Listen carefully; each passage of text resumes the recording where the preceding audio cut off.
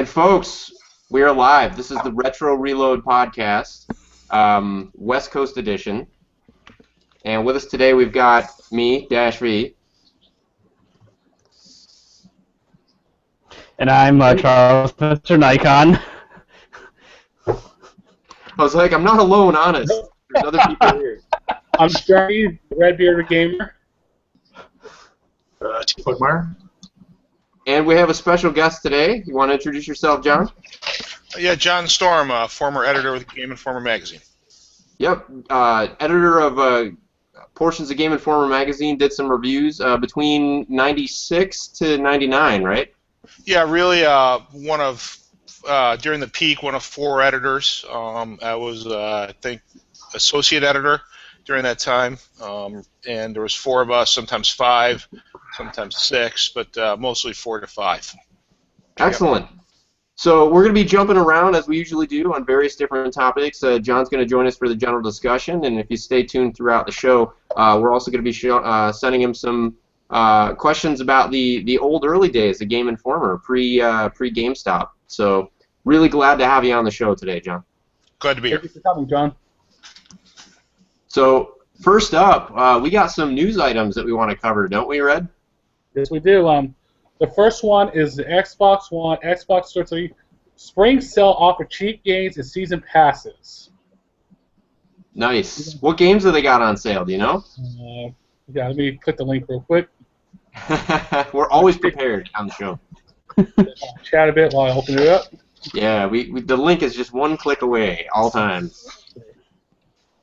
So. Shadow Mordor Pass is $10. Table tennis for $3. Let's see. Alien Isolation Season Pass is $15 for gold. Yeah, it's all sorts of stuff. We'll provide a link for it. Great. Rise all right. of Sun Season Pass, yeah. So check out the sale. Sometimes you find some good stuff. Sometimes you find table tennis.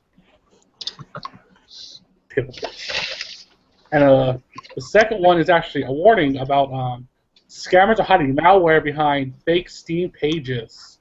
So be aware. That was really interesting. You got to be careful, guys.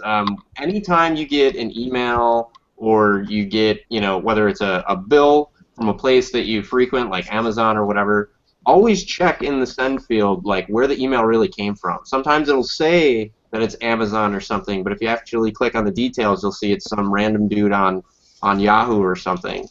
In this case, I guess they set up a fake page to look like the Steam page, right? That's what it seems like. And when people download stuff, they're getting malware, and you don't want malware.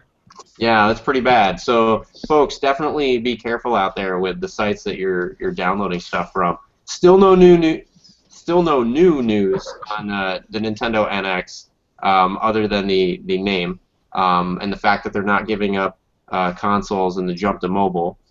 There is some stuff I think we're going to cover next week with regards to Nintendo and a creator program that allows you to actually, if you're a content provider, streaming stuff on YouTube and Twitch and things like that using Nintendo based stuff like Mario Kart and Super Mario Brothers, games of theirs. They actually have a way now where they don't just get the revenue for what you post. You can actually share the revenue with them.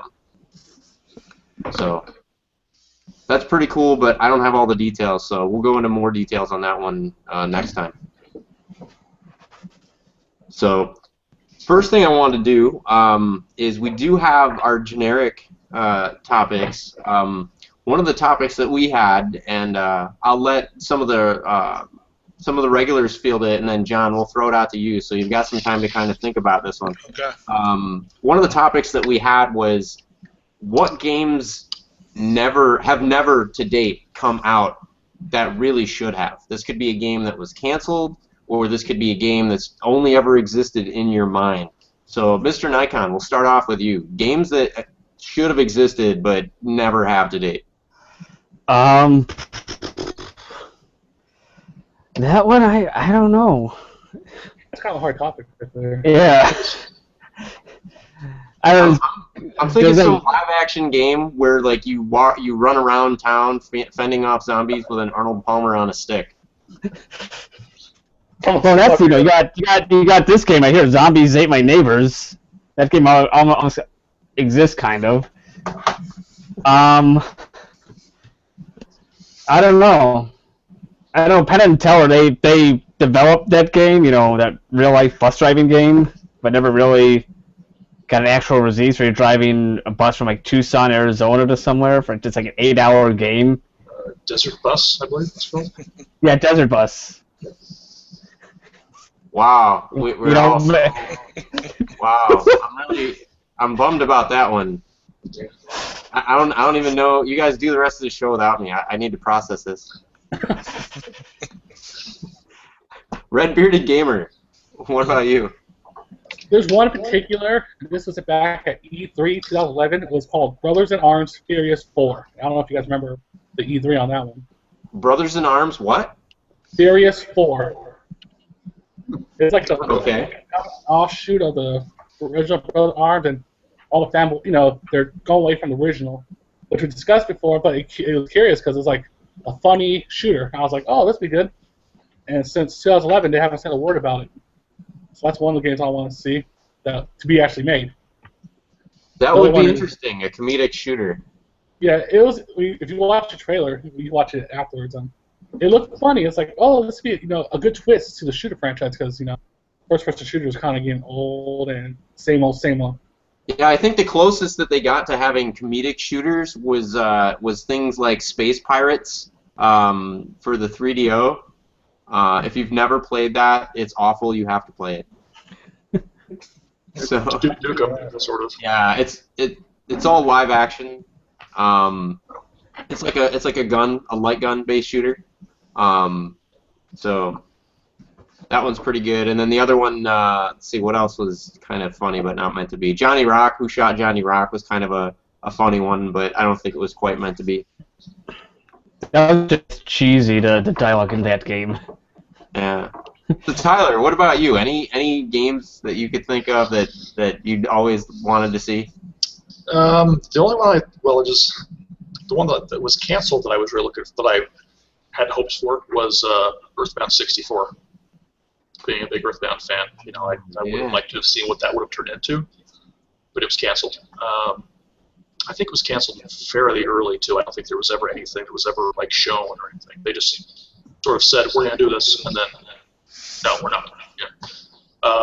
The other thing I would like to see made is a real successor to Super Metroid. I know they've done Metroid Fusion and Zero Mission, all the other ones, but I'd like to see a Super Metroid times 10.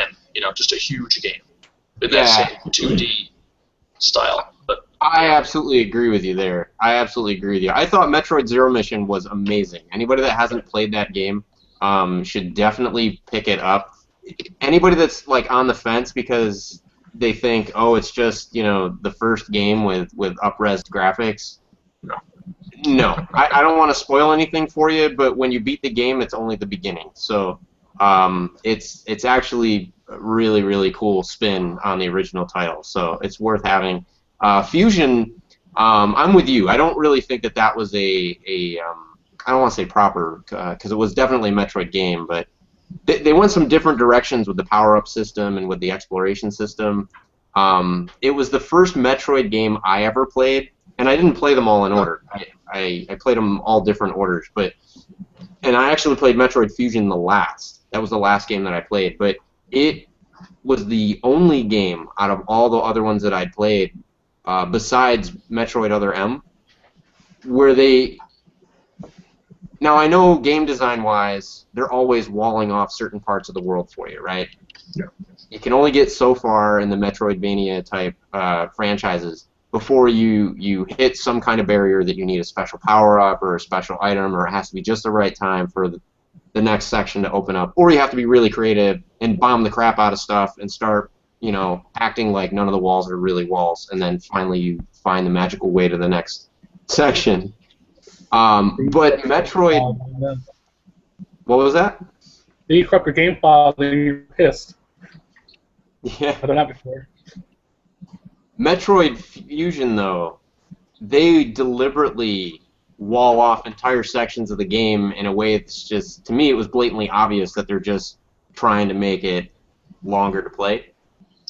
Yeah, my only issue with it is it was a little too straightforward. You know, it was like they like directed you exactly where to go. All right, now go here, now go here, now go here. You know, and there wasn't the exploration until you get further in. Then you can go back and explore more. But there wasn't really any exploration to it. You just sort of go here. All right. Yeah, I guess, and that's really, I guess, what I was kind of getting at, was that I felt like I was kind of like, you know, on a leash, like, led through all the levels. I didn't really feel like I was exploring the levels. And then they would do things that I didn't really like the first time I beat it, I couldn't get a 100% game because there's actually sections of the game that, like, once you pass them, you cannot get back to that section of the game until after you've beaten the game.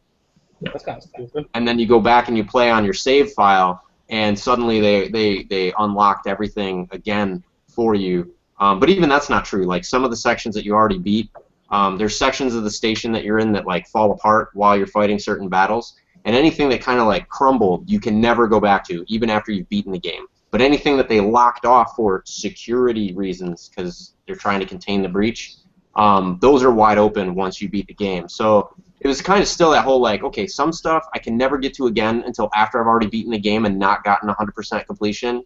And then other stuff, even when I'm trying to do 100% completion, I can never go back to because, like, just timeline-wise. So I thought it was kind of like not as well executed as the other ones. So I'm with you. I would totally love to see I'd really love to see a new 2D Metroid that kind of harkens back to, you know, Zero Mission and Super Metroid. Yeah. So, John, how about you? Any games that you haven't yet seen that you want to see? Yeah, that's I put a little thought into it. It's a little bit of a tough question because I sort of lost track because a lot of the stuff you would have wanted to see in 32-bit actually made its way to handheld in some form or another. So I'm not sure if these were made or not.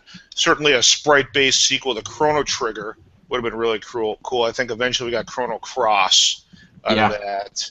And then one of the designers sort of went over and did Xenogears, which is a little bit of Chrono flavor to it too.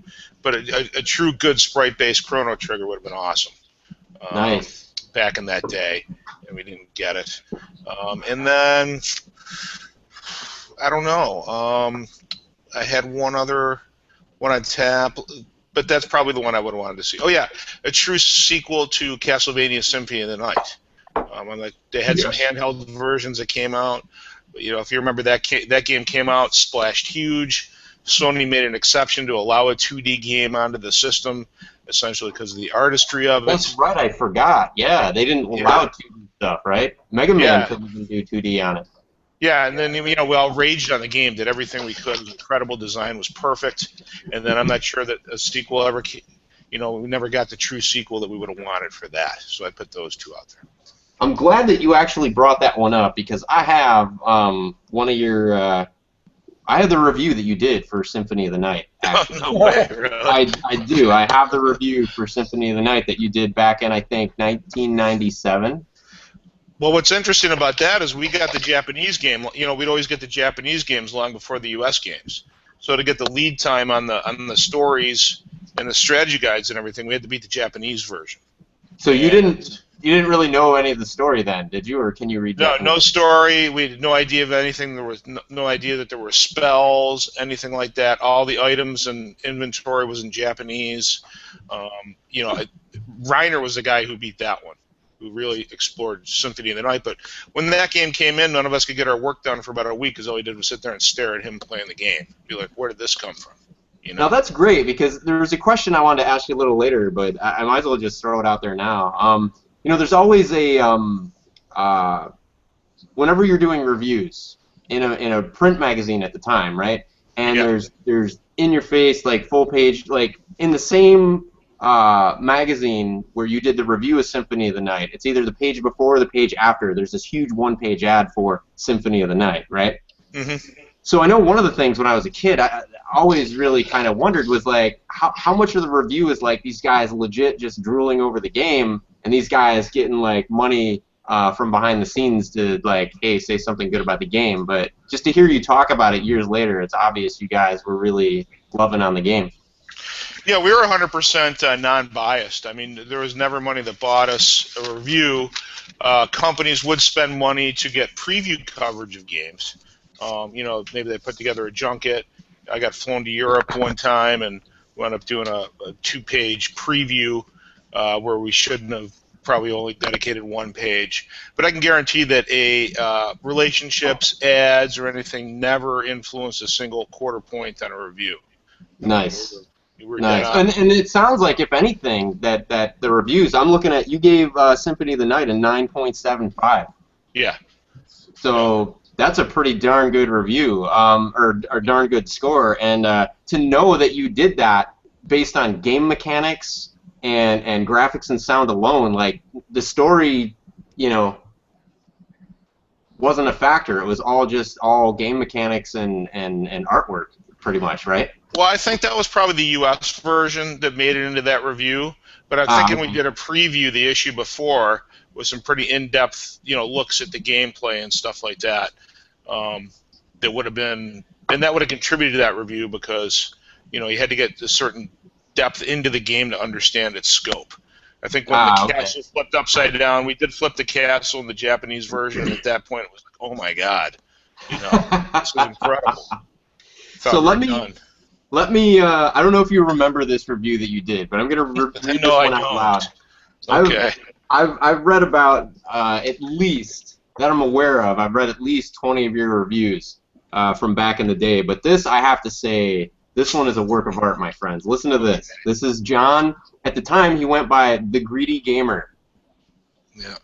That was his name, John the Greedy Gamer. So, John the Greedy Gamer says about Castlevania Symphony of the Night, were it not for Michelangelo, were it not for Tchaikovsky, were it not for Symphony of the Night, we would be a lowly species indeed. This Castlevania proves that there is a higher purpose to video games. It proves that code can be an artist's canvas. It shows that we, as a gaming audience, can bear witness to the same display of talent and inspiration found in a Renaissance master painting. Aside from the vast size and scope of this game, its fluid control is second to none. The incremental changes to jumping, along with the lack of any visible loading time, make Symphony seem like a growing and evolving creature, alive with the beauty of intelligent creation.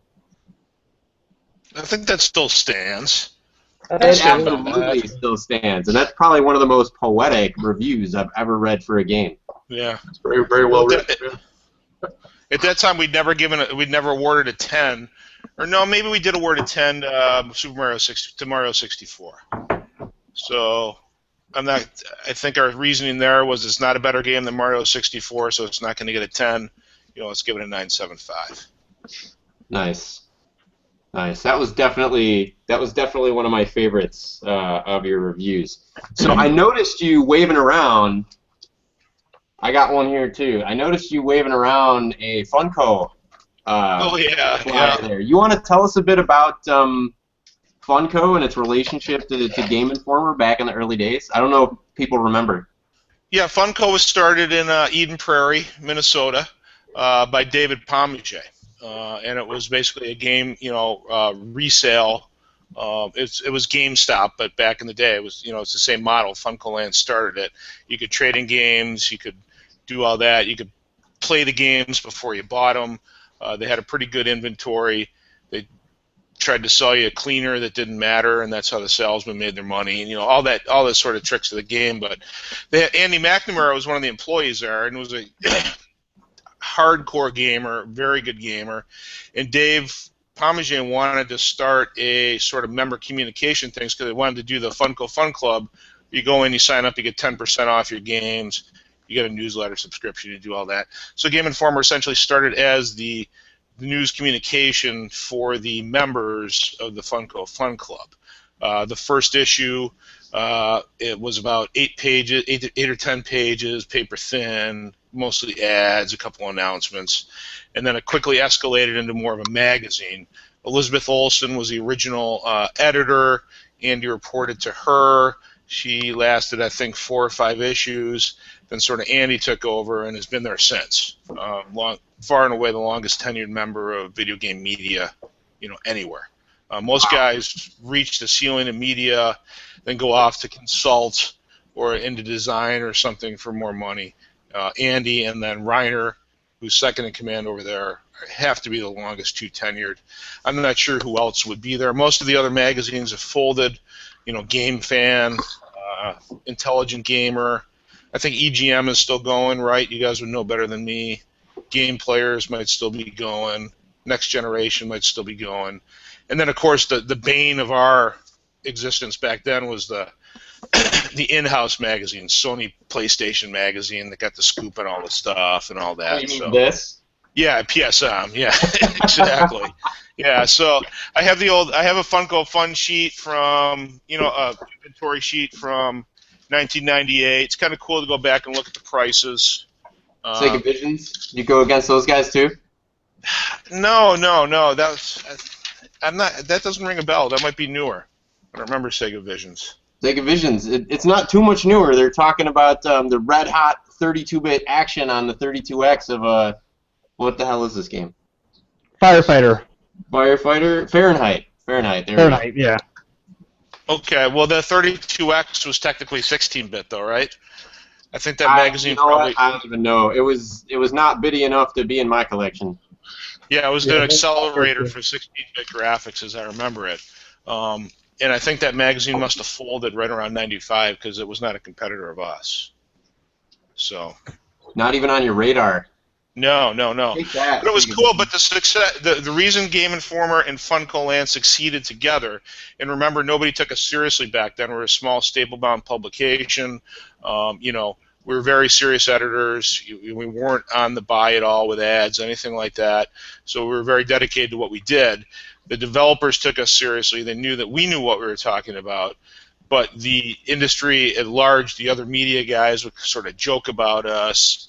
One time somebody threw a magazine across the table, said, "I can't believe these guys are still around," stuff like that. And, now it dominates everything. But the key to the success that people didn't realize is that Funko Land was in the video game business. So just down the hall was the major buyer for Funko. At that time, Kevin Connolly. So he would go to all of the companies and get the early 6-month lead on what was coming out. I mean, we were seeing stuff 6 months ahead of everybody else, and then so we got that information, which is key. But then we were also able to help Funko forecast its retail buys, and it made its money by keeping inventory very tight on new game, purchases. And so that's how the model grew together. And then, of course, Funko was bought by GameStop, and then the rest is history. So. That's pretty when I awesome. left, I think we might have had our print runs were probably about 125,000 magazines. Another I was 10 or 11 million. I mentioned a bit before the show, right? So like Sega Visions, I don't really remember where I got this. Like my uncle didn't have a Sega Genesis, so somehow I have a whole stack of Sega Visions magazines. I don't know. These things just happen. Electronic Gaming Monthly, I have I think 6 or 7 years worth of subscriptions of this because of my uncle. So that was one that you guys probably went head to head with. Oh yeah. EGM was the big one. Yeah, the infamous, we already covered it, PlayStation magazine. PSM, yeah. And the worst part about PSM magazine was they started giving beta playables out with the magazine, which is the worst.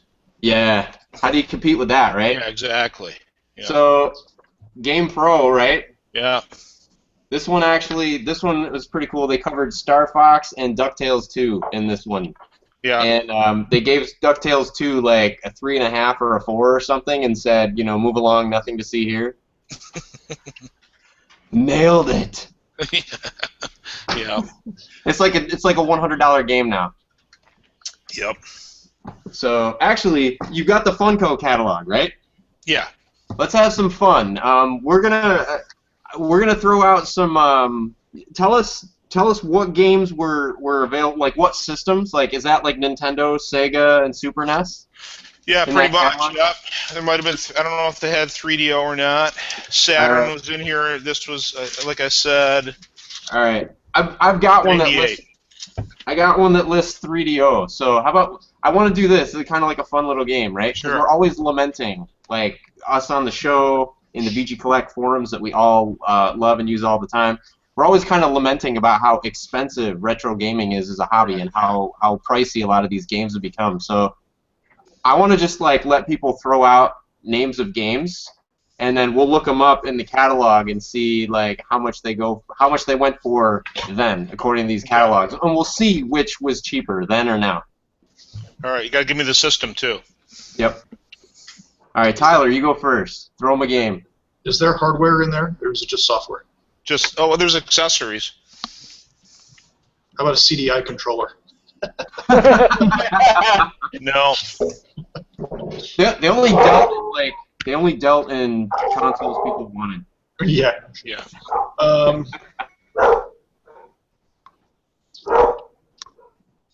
don't know. Tactics Ogre is not listed. But right around this time, there was the first real run in retro gaming carts, and it was on Tactics Ogre, and I peaked out at about $90, I remember, in 97 maybe. I don't know what it goes for now. Does it have Game Boy games? Is there Game Boy games on here? Yes. Yeah. Zelda Link's Awakening for Game Boy. All they have is Zelda Link for $16.99. That's not bad. Yep, that's the one. That's actually a little bit cheaper than now. Now you can pick it up for about 20, 25 bucks. And loose. Most of these were loose. Sometimes you get lucky and get a manual or something, but usually they were just loose. Mr. Nikon, I saw you with the hand up. I had Bubble Bobble 2 earlier. Is that for NES? Yeah, NES. Okay. Bubble Bobble 2 was $19.99. Wow.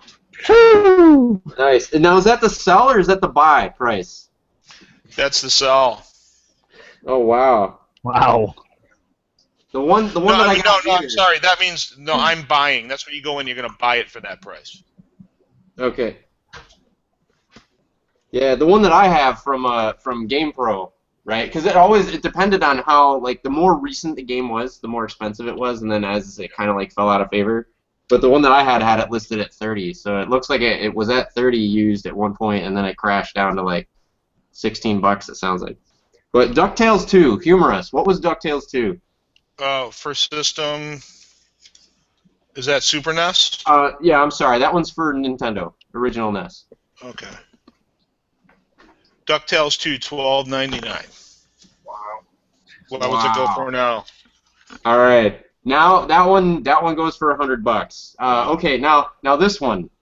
All right, this one's gonna make us all openly weep. What about let's see, where is it?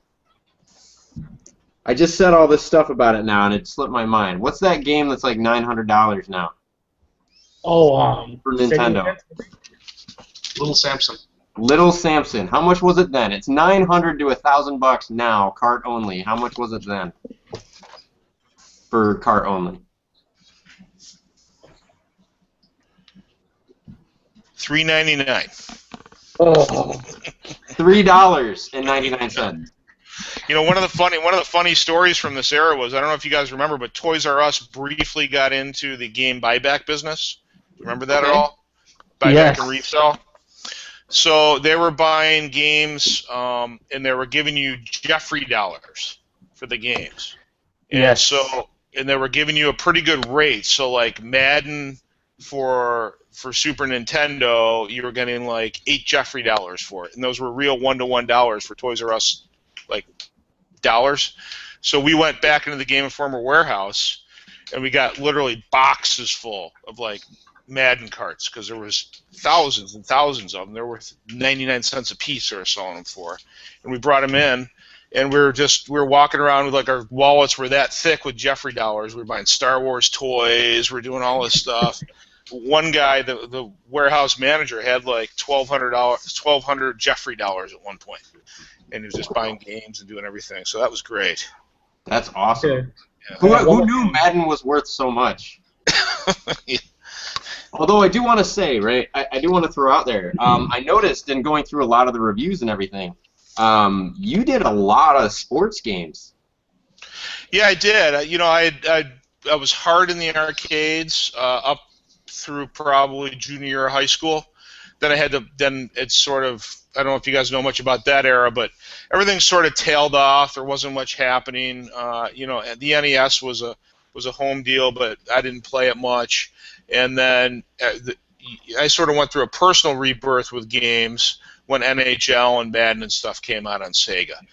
And so that was the one sort of out of the gate talent that I brought to Game Informer. Was in a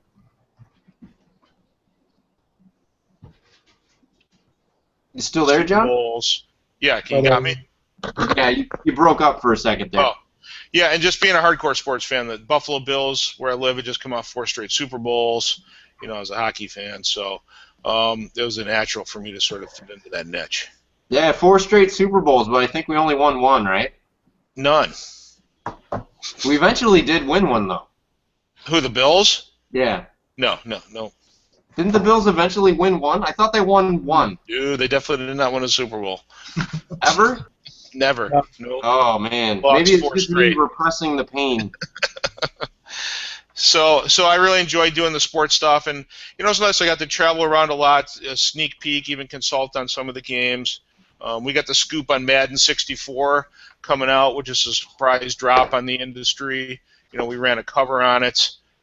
We got that through a personal relationship with the Nintendo reps, so that was great.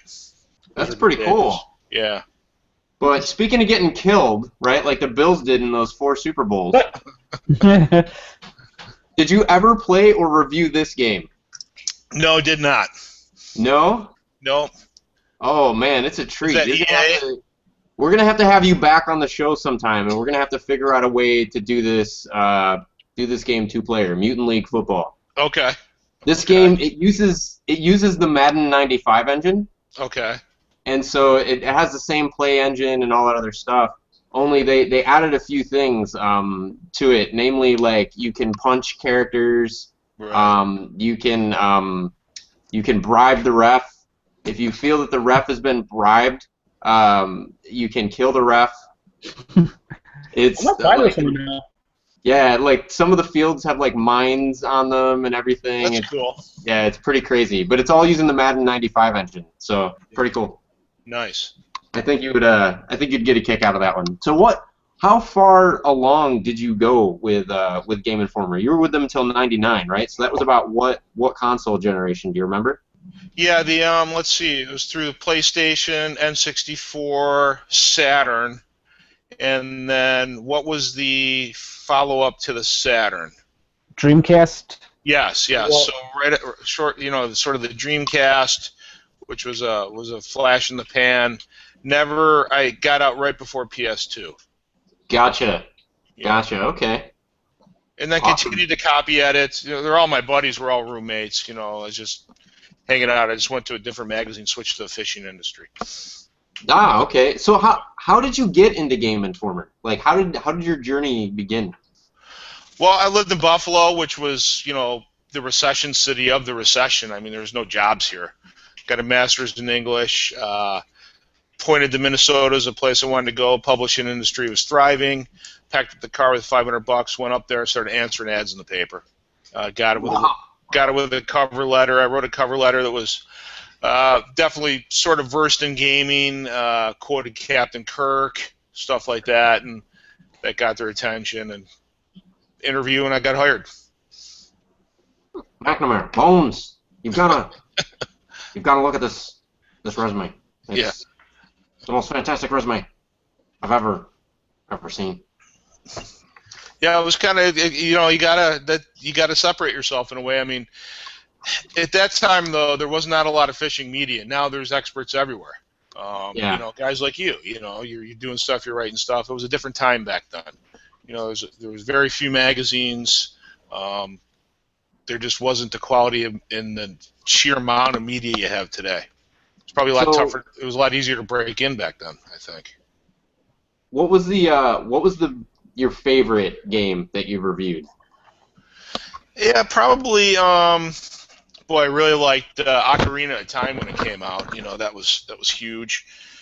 Just what Mario 64 did in terms of control was incredible, and that was my first issue. So that was pretty mind-blowing. All in all, though, I'd probably have to say it was FF7. You know, just the way that game.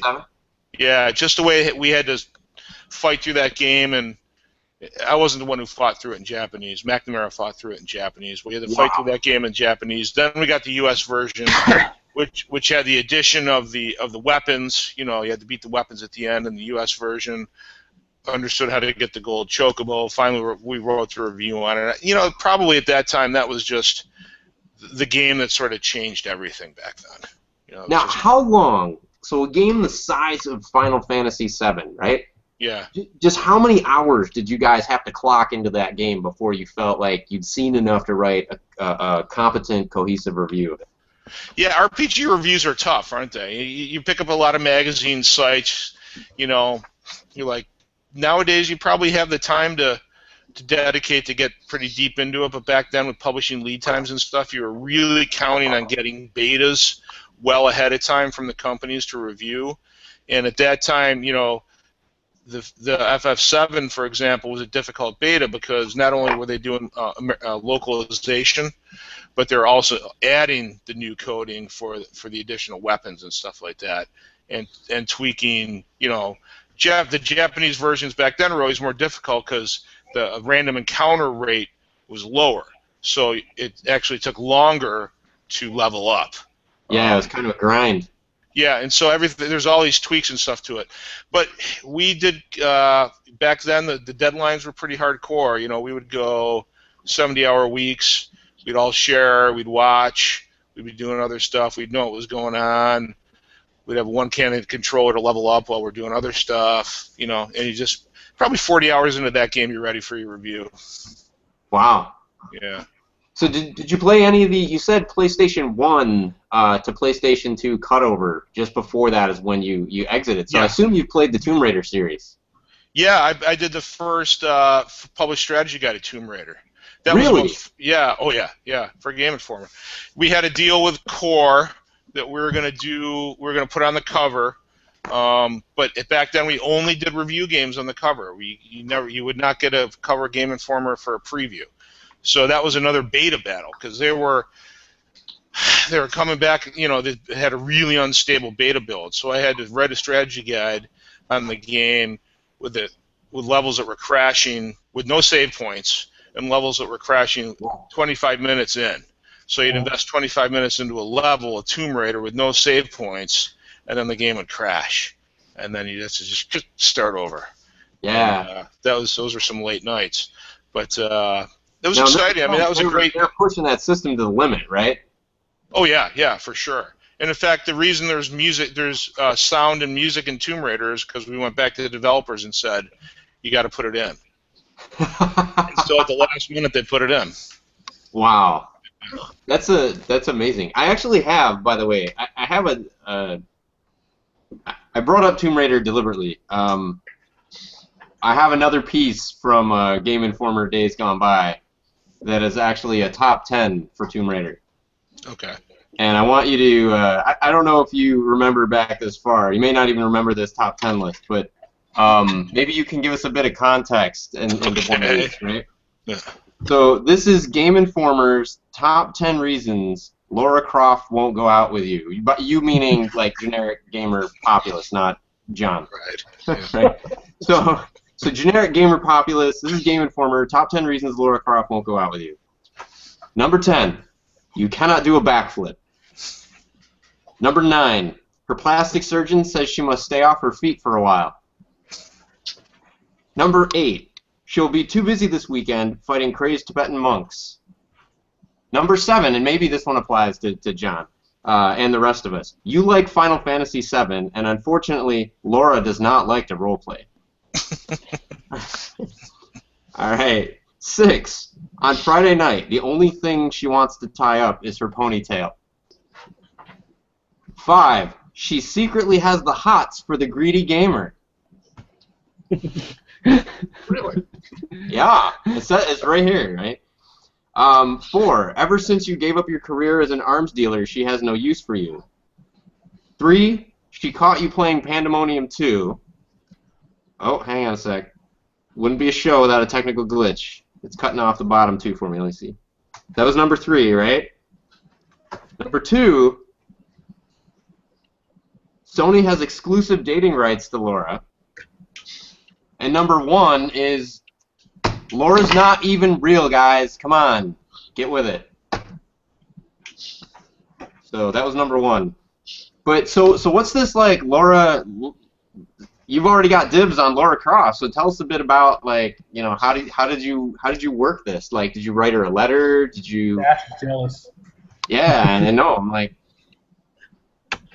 could you like introduce me or something at the next, you know, whatever it is that CG girls do?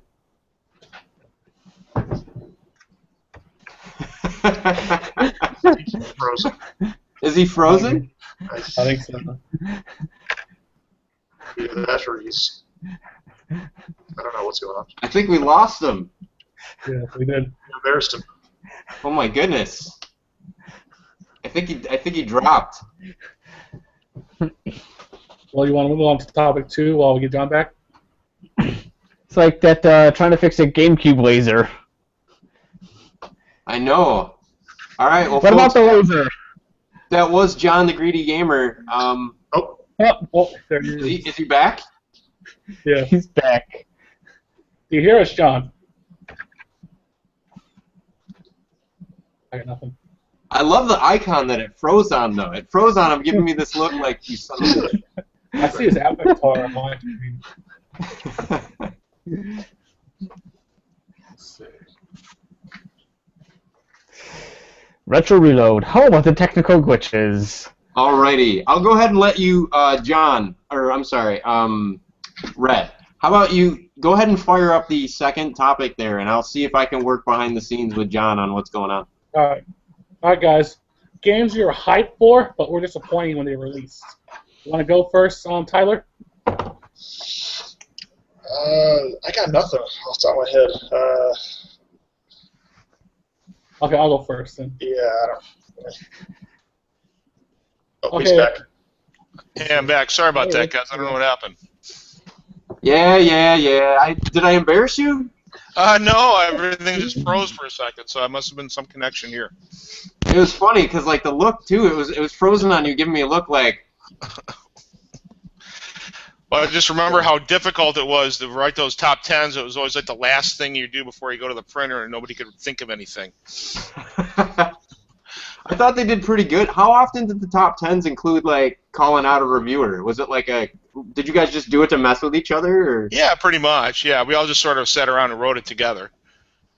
Nice. Yeah. Did you ever have any? What was number 1 on that, though? What was number 1 on that list? Oh, you missed the number 1. I missed Number 1 was that 6 she's up. not. Yeah, the number 1 was that she's not even real. So get over it. So I guess it is geared towards real gamers. So yeah. But anyway, yeah. So like, before we jump back onto topic 2, so like, what's the deal? Like, you and Laura had a thing? I don't know. Was that one of the top 10s? Was I mentioned in there? Yeah, you were Yeah, mentioned in there. Did you cut out before that? Yeah. I lost it at that's number 7. horrible. Yeah, the I think it was like number 5 or number 4 or something was that you know, she's already taken by John the Greedy Gamer. Well, yeah, I was single at the time, with not many prospects for dates, as a 70-hour-a-week video game journalist might find himself in. And I stared at Lara for what, like 80 hours for 2 weeks trying to beat those betas. So Oh man. I had some good and some bad things to say about her at times. All right, the second topic that we fired up, Red, bring it back for us. Games you're hyped for, but were disappointing when you play them. Games we were hyped for, but then were disappointed by. Mr. Nikon, throw down. I guess I'd be hyped. These are like I was hyped for, but I got these as a Christmas present from my grandma. So I got both Star Voyager and Indiana Jones and the Temple of Doom for the same Christmas. So Star Voyager is you know, as I said, it's a space shooter game, and you know, it was just so dull and boring, and just so much of a pain in the butt to play, and that's why it was. And Indiana Jones, it's like so difficult to beat that game at times. You know, I know it's possible, but I have not yet been able to do it. You know, those are pretty much the only games I've really been hyped for, and. So you got punished for Yes. Christmas. Well, it was the same Christmas I got a Nintendo Power hat and sweatshirt at the same. There's a picture I posted myself on VG Collect with the sweatshirt and the hat holding the two games up in the boxes. Oh, that's you. Yeah. Nice. You seen that one? Did the game make you want to wish that you gotten coal in your stocking instead? Not really. My grandma said another game that was an option she was gonna buy me was Jaws. So. Oh, you dodged a bullet on that one. I like Jaws. I'm just talking trash. I never play the game. We're nice and official here, right? You can't bribe us to talk good about games we ain't never even played. Yeah, we'll talk crap anyway. We'll just say whatever we want to say about it. We don't even let the content be the judge. Apparently some kid in a Toys R Us talked her out of buying Jaws. I might have been that kid. Were you in Chicago back then? I apologize, because from what I hear now, it was actually a good game, so I steered you wrong. I wouldn't say it's a good game. I said I liked it. Ah, okay, all right. So, Red, this was your topic idea, I think. So, do you have a game in mind, or? Oh yeah, What's I'm a the big game? Combat fan. And most disappointing game I was hyped for, I decided, was Ace Combat Assault Horizon. Every forward, they completely went a different way with it, and I played it once threw it to the side, never touched it again. I was like, I hate this game so much. Not Hawks? Hawks I decided for, but it's like Ace Combat, you know, it's known for being a good game, and they just went the completely opposite direction. I was halfway through the game, I was like, I hate this game, but I gotta finish it. And after I beat it, I was like, never playing this stupid thing again. Tyler. I do have one that I just thought of, and I wasn't really necessarily hyped for it, but it was Castlevania 2. I mean, I was a kid. I got it for Christmas or birthday or something, and I was like, because I had the first one, I really liked it, you know, and I played the second one, and I was like, this is weird, you know, it's totally different than the first one. So it took me a long time to really get in. I mean, now I like it, but I mean, it was, you know, right off the bat, I wasn't too impressed. But, yeah, a lot of people, you know, a lot of people were kind of, you know, I think it really depends on when you come into the game. Because I actually played Castlevania 2 first. So being the first game that I played with it, you know, the fact that you can talk to the characters, the fact that you can buy stuff at the shop, that kind of thing, the fact that you can forward and backtrack and that kind of stuff was kind of cool. The day and night dynamic I thought was really neat.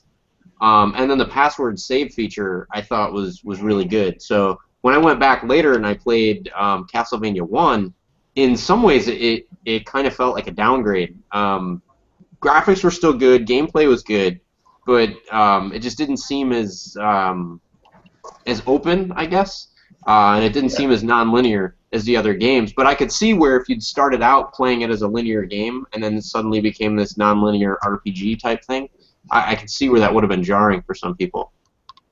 yeah, especially like I was as a little kid, you know, I mean, the first Castlevania was, you're right, it's very linear. So you go and you play, you know. The second one, I was just like, what am I supposed to do? You know, Yeah, where do you go? I was totally confused. How many people here played Castlevania 2? Me. All right, so 3 of us, right? Of the 3 of us that played Castlevania 2, right? Did either of you two like get to the wall and be like, WTF am I supposed to do here?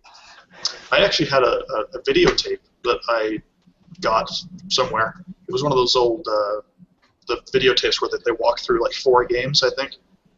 It's like the entire game. That's how I figured it out. It was Castlevania 2, like Double Dragon, and so a couple other games. But that's how I figured out how to actually get past that damn wall. Yeah, you just duck. Yeah, Right? you have to holding the certain things and kneel. You know, you're like, how the hell would anybody ever figure this out? I think at the time, and this is something I don't really know if they've gotten rid of it so much as now I've learned to think like a programmer that's trying to like help their company make money. I swear those mechanics in those games were purely to make it like you have to have at least one part in this game where they have to call the hotline. Yeah. Right? Or they have to buy the guide, or they have to, John the Greedy Gamer needs his money. Right? Yeah, secret access. I'm just You know, kidding. John never did that to us. John was one of the good ones. He was going, no, this ain't right, guys. No, I'll still write the guide, but this ain't right. Well, we hated that stuff because if we couldn't reach it, we didn't really always talk to developers. If Namco developed the game, you're not calling Japan to talk to a guy in Japanese about how to beat something at 3 in the morning. It was incredibly frustrating. Oh, that's true. I hadn't thought about it that way. Yeah, especially if you don't even have the game in English, right? Yeah, it's a lot of times. Yeah, exactly. Wow, that'd be awful. So for disappointing games, I think for me, I put some thought to this. I'd say it's probably Banjo-Kazooie. I don't know if you guys remember that or ever played it, but okay, yeah. If you remember what Donkey Kong Country did for the Super NES, Rare was this huge star, and Nintendo rolled out Banjo-Kazooie in a press release, the footage. It was going to be the second coming, this incredible thing. And then you get it, and it's just kind of like this labor game where you're running around this sort of world that's building polygons, and you're collecting music notes, and there was just nothing that cool about it. And when you look back to it, that was probably the beginning of the end for Rare and Nintendo. From then on, nothing really stuck from Rare except I think GoldenEye was probably the one big hit. And then, of course, they sold it off. And I think, who has it now? Microsoft has Rare now? I think so, yeah. And Yeah. Really interesting, I was actually watching a playthrough of Metroid Prime that I want to say IGN did. Okay. And they were talking about the history of Rare, and what was really fascinating was, because a lot of people now,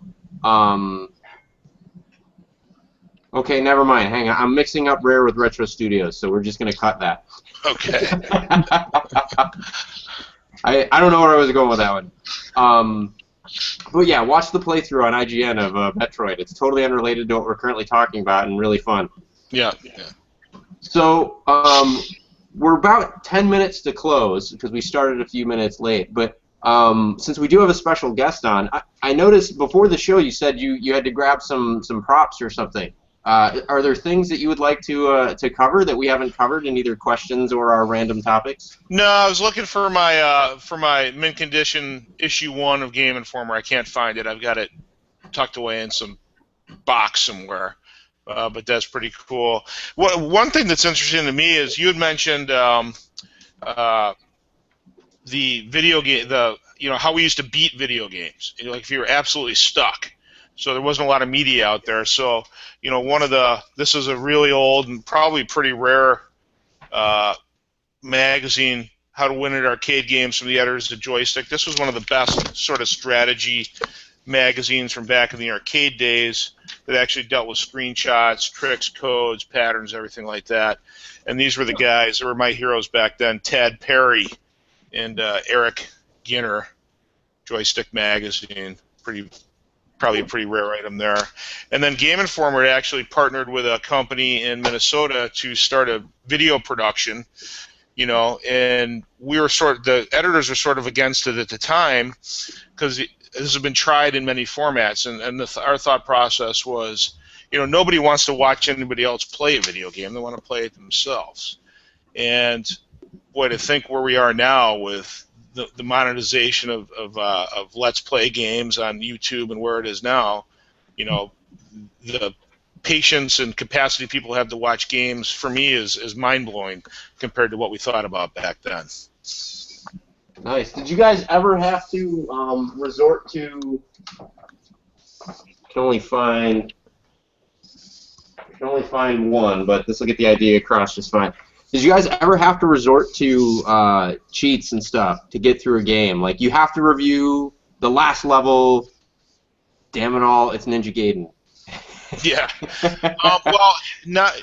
I think the one thing for carts, I came in the very end of carts. I think Vector Man was the last sort of cart that was produced that we reviewed in my time there. But I think the Pro Action Replay, it doesn't do you much good to review with to write a strategy guide with a Game Genie, because you really got to talk about how to conserve lives and do these types of things like that. Right. But the Pro Action Replay, which, if I remember correctly, allows you to insert, basically save your progress in platforming games and stuff like that, was a huge tool for strategy guide writing. Yeah, I actually have the Game Action Replay. We can cover that in a future episode, but a lot of people probably think that you're talking about the Pro Action Replay. The Game Action Replay is something totally different. Okay. I understand what you're talking about. Save states in hardware, right? Yeah, exactly. Yep. Yeah. It's not like the cheat device where you put in the codes and you get the infinite lives or jump to the next level. For the Nintendo, it was a really awesome device. It's very difficult to find, Right. but you could literally, Mario Brothers, you could save at World 1-1 and, go to World 1-2, resave, and then if you died, you could just hit a key combination on your NES pad and it would go right back to where you were. Yeah.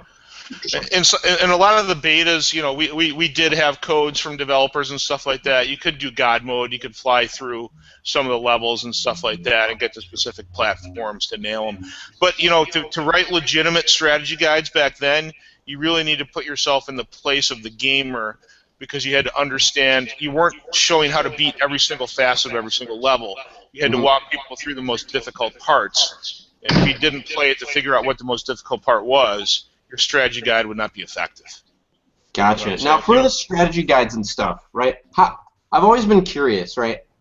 How did you guys handle, like, oftentimes they'll have the whole, like in a linear game, like let's take Castlevania or something. Mm-hmm. You start at the left, you go to the right, and a lot of the guides have like full game maps in them.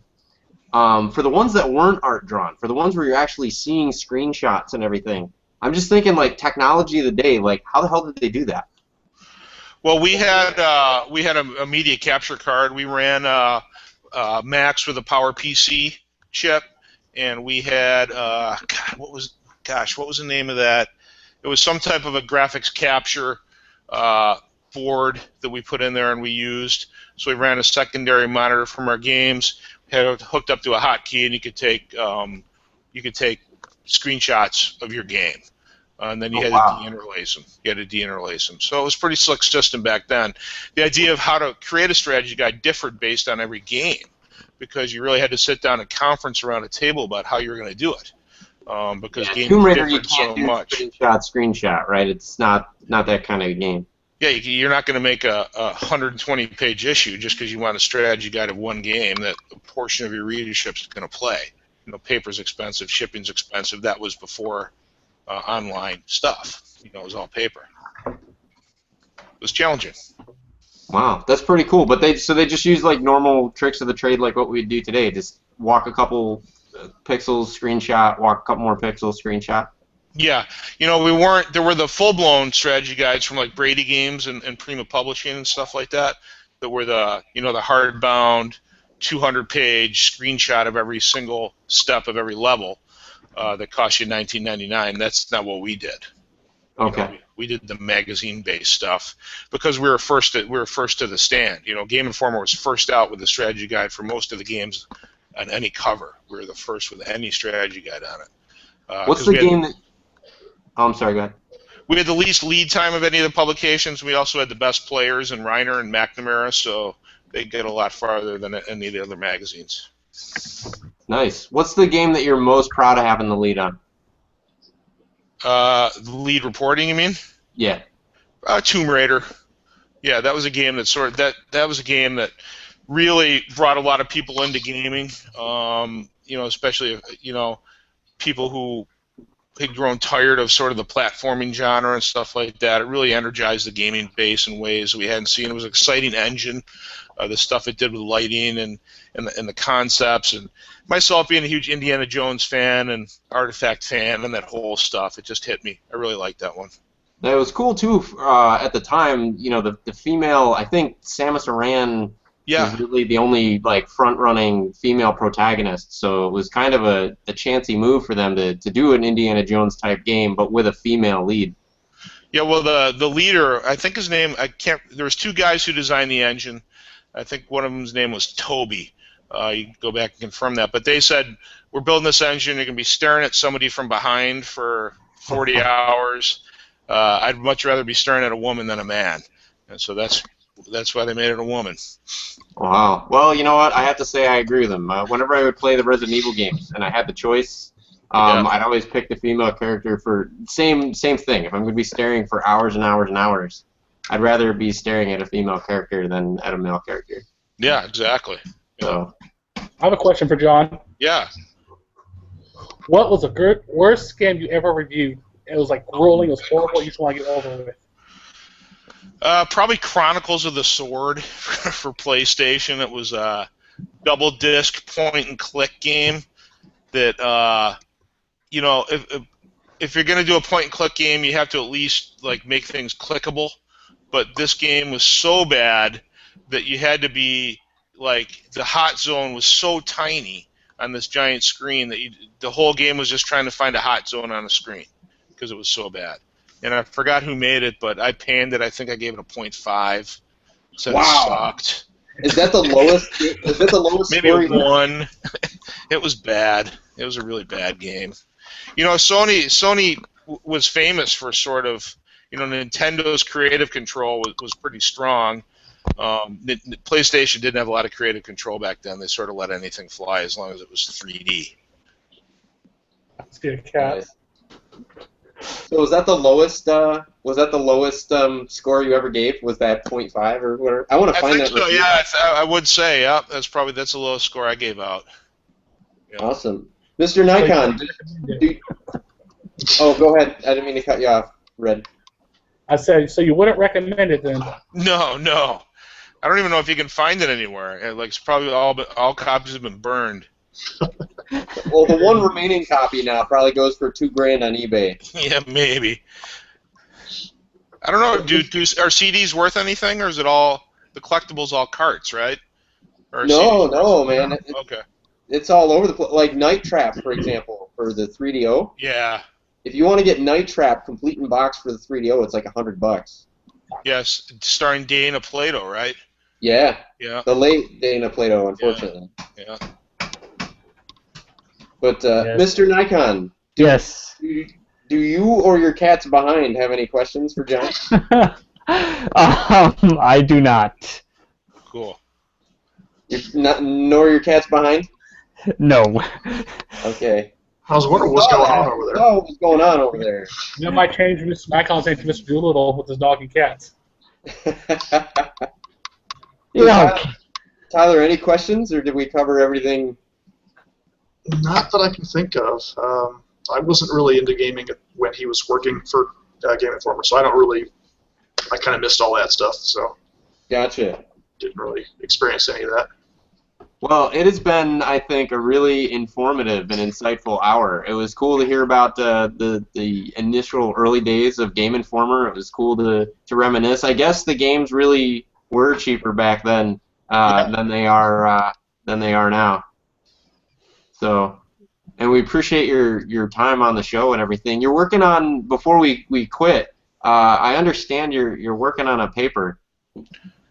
Yeah. It's too tough to get into right now, but basically I am, and there's been a lot of scholarship about the history of games and what games mean, or how certain games brought certain gamers in and stuff like that.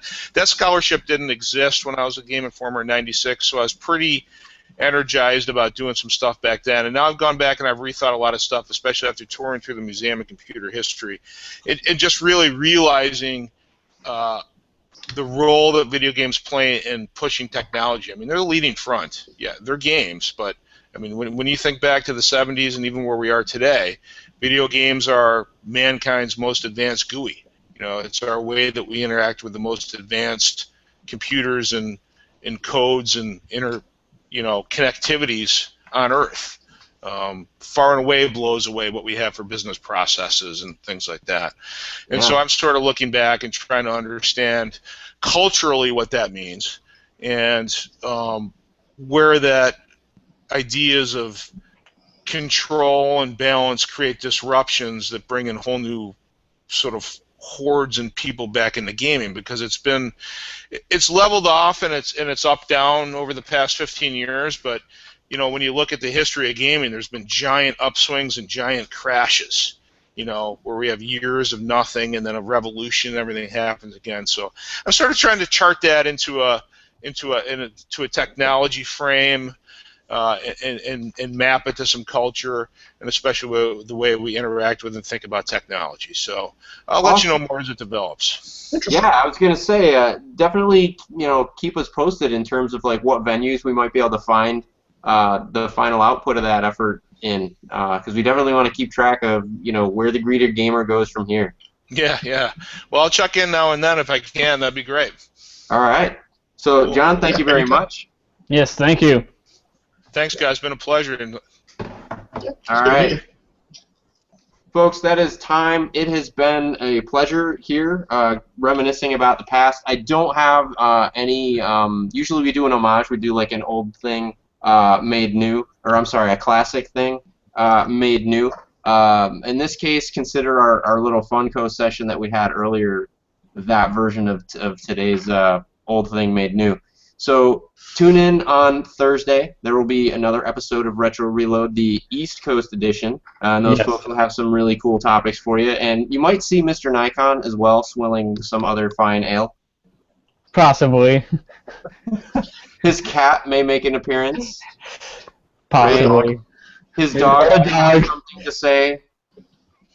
Girlfriend may come by with Big Mac. Yeah, they're hamburger. Yes. So, Mr. Storm, you have not lived until you've seen this man devour, dare I say, eviscerate a Big Mac. All right. So, all right. Folks, we'll catch you next time. Take care. Thanks. Take care. Thank you. Bye.